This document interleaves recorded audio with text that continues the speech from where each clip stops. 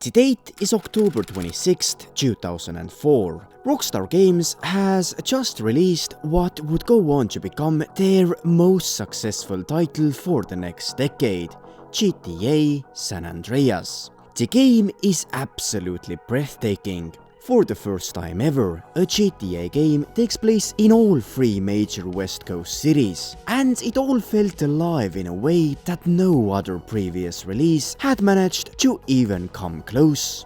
A map so massive that it didn't just impress players, it set the benchmark for all future titles of how large a GTA map should be. However, despite all of this enormous success, what no one knew back then was that already immediately after the game's release, Rockstar Games would quietly start their work on an entirely new GTA universe. One that wouldn't just look and feel way better than the last 3D universe titles, but which would give a whole new understanding to how detailed and dense a game setting can be. And leading that new universe switch was none other than GTA 4. What many people don't know though is the story of how the GTA 4 map was actually developed in the game's beta version. From choosing the game's setting and location to the last finishing touches that the game got just weeks before its final release, in this video we will go over the entire development cycle. Without further ado, let's get right on into this.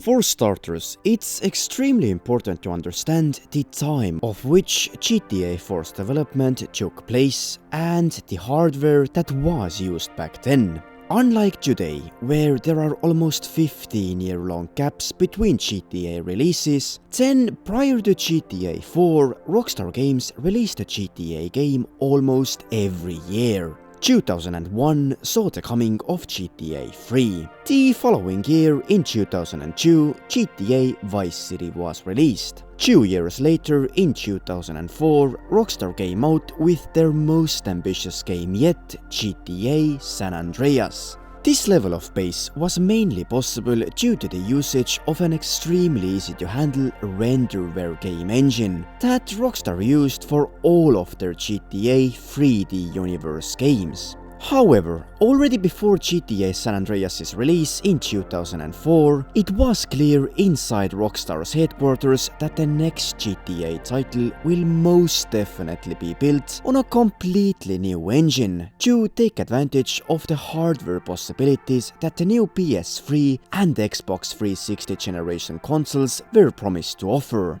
And so, Rockstar created their very first own game engine that they called Rockstar Advanced Game Engine, short for Rage.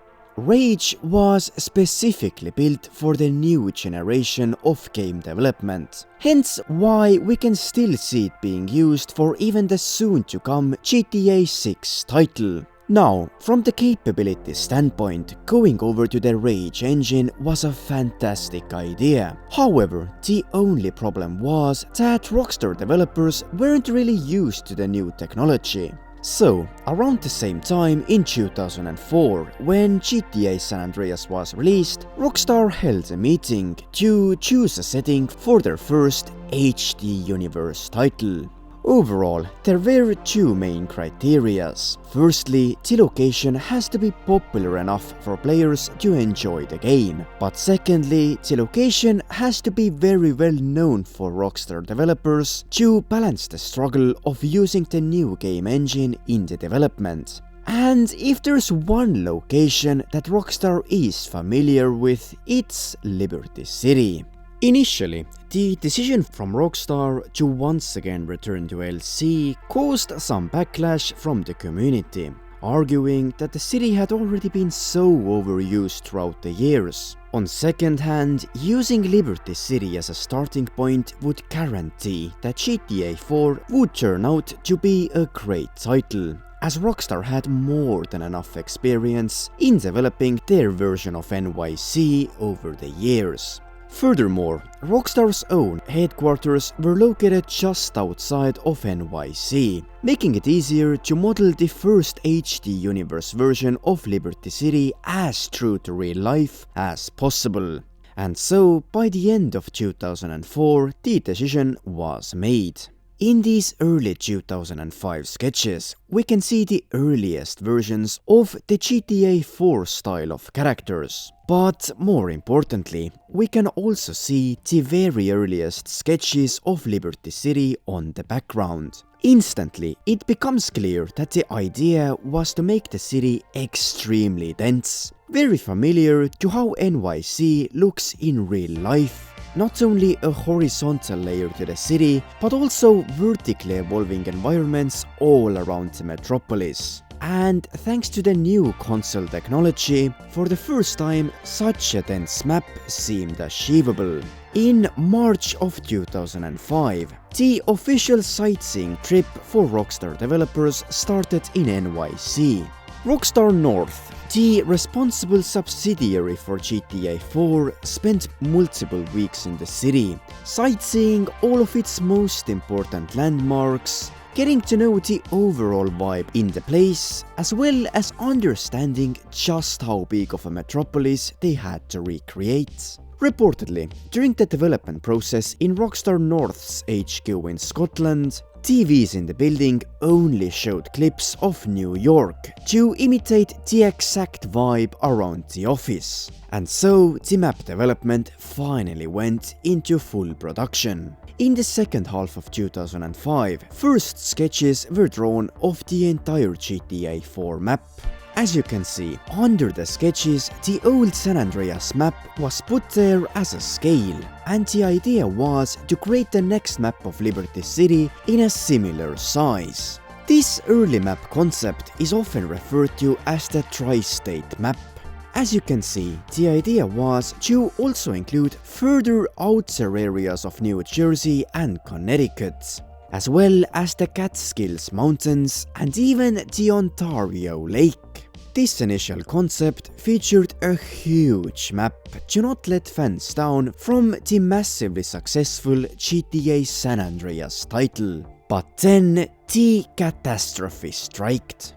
During this time, groups of modders found hidden files in the then popular GTA San Andreas title, which featured sexual animations never supposed to be included in the title. The saga was called the Hot Coffee mod, and it created a mainstream discussion about the responsibility of video games like GTA in the society as a whole. Even famous politicians like Hillary Clinton stood up and straight up claimed that GTA has no place in today's society. To drive over pedestrians, to kill police officers, to attack women, and in some cases even to engage in cannibalism. Players commit gruesome acts like these using top-of-the-line graphics in stunningly realistic detail. All of this uncertainty also created tensions in the development of the next GTA 4 title. This might have also been one of the reasons why the tri-state map concept was ultimately scaled back. The new goal was to only include a map of Liberty City and parts of Alderney City across the Humboldt River. In all fairness, even without this controversy, Rockstar probably understood that if they wanted to create a detailed HD universe map, they just didn't have the capability to also make it as big as the GTA San Andreas one. Because despite the size, this old 3D universe map was not even close to being as detailed as we are used to seeing in the newer games. And so the GTA 4's map came to be far smaller. Anyway, in May of 2006, GTA 4 was officially announced in an E3 Games press conference. Microsoft and Rockstar Games are bringing Grand Theft Auto 4, the next generation of the wildly successful Grand Theft Auto series, to Xbox 360 on October the 16th, 2007 in North America, and October the 19th, 2007 in Europe. The first date it's available. It was also around this time that the very first real screenshots of the actual Liberty City map were leaked. By then, it was set in stone what the new map would ultimately look like and include in its borders. Still, areas like the Liberty City Airport, the Upper Peninsula north of Alderney City, and the overall grid layout of the place itself was a bit different than what we ended up getting in 2008. Other than the map, Sam Houser and other key developers decided to, for the first time ever, use an euphoria physics system, which would give the game a more cinematic feel compared to other titles that have taken place in Liberty City. This was supposed to make the game more engaging, alive, and make the player feel like they were living inside of a movie. And at least personally, I think it ended up working quite well. In late 2006, Sam Houser gave a rare interview explaining that their main goal was to make the new HD universe a place where the games actually feel immersive, breathing, and overall just alive. I think what we're most looking forward to creating in a PlayStation 3 game is a truly realized, truly immersive, living, breathing world. This is what we live for. You know, every 5 or 6 years, this amazing company like Sony comes along and gives you this wonderful new piece of equipment that allows you to start unlocking your visions and unlocking the dreams that you've been having for however long. Sam's brother Dan Houser, on the other hand, wasn't as enthusiastic and hyped about the development process, but rather felt the intense pressure that came with it. At the time, Dan himself lived in NYC, and his overall feel about the place was, in his own words, quite depressing. He felt isolated, had many personal problems, and wasn't sure if he even wanted to continue living in America. In the game's atmosphere, Dan's own experience of the life in New York is very much reflected through the gritty vibe of the city, a vibe he has later claimed to possibly be misleading and even incorrect. In the second half of 2006, voice actors started their works. The role of Nico was played by Michael Holick, although initially Rockstar wanted to get the actor of Sasha from the movie behind enemy lines to play Nico instead. The life of a Serbian immigrant was supposed to be quite dark and eerie to match the actual vibe of many immigrants in New York City.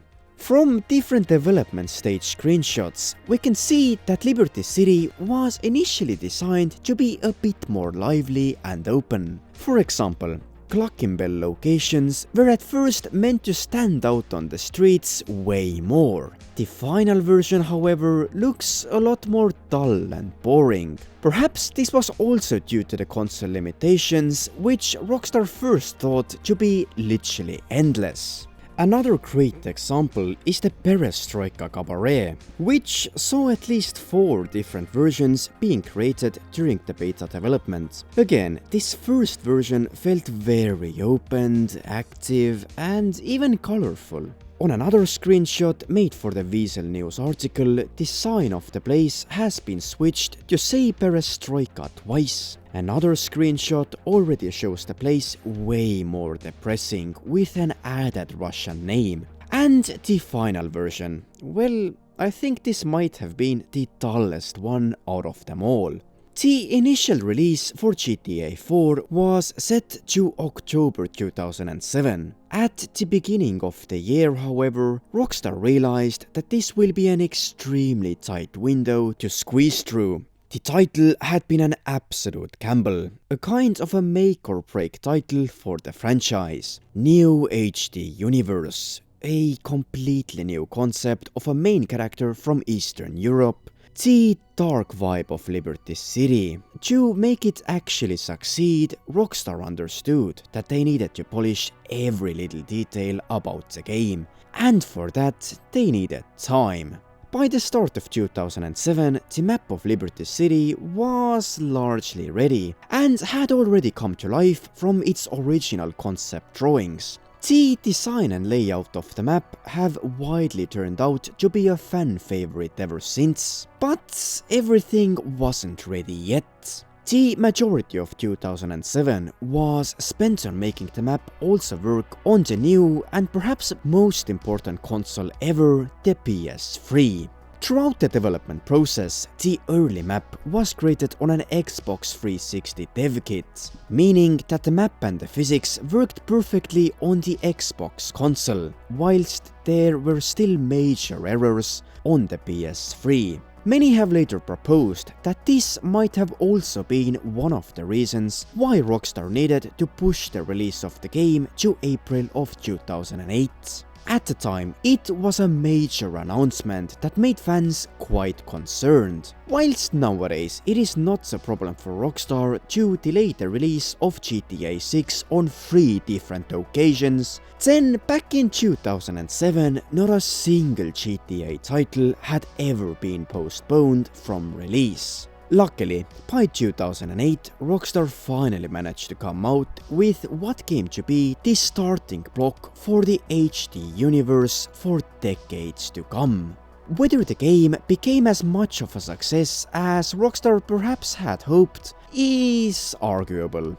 Yes, the Liberty City map, which remember was cut down by almost half, still became an absolute fan favorite. The same cannot be said for the game overall. It never managed to climb the heights of GTA San Andreas, even with all of its HD technology. The game never sold as many copies as San Andreas, and when GTA 5 came out, it instantly outsold GTA 4. The problem for GTA 4 was that it was released in between the two most successful GTA titles ever to be released. And as the game served as a pioneer for the new era, everything just couldn't be as well thought through as many had hoped. But what do you guys think? Was the make or break development process necessary for GTA 4? Also, did I miss any key information about the development of the title? Let me know in the comments down below. Thank you for watching, and I'll see you guys in the next one.